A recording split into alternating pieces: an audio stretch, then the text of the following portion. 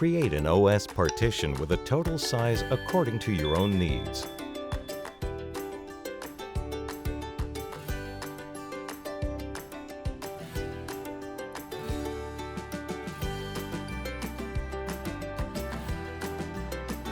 Open InnoAGE Setter, go to Disk Management, and verify which disk is the InnoAGE volume.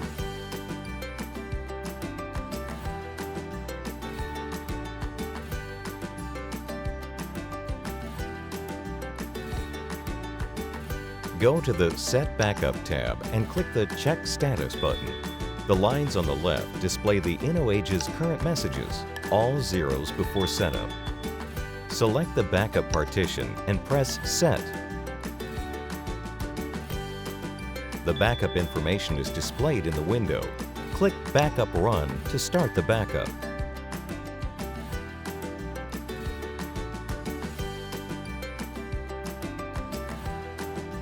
The progress bar shows the progress of the backup.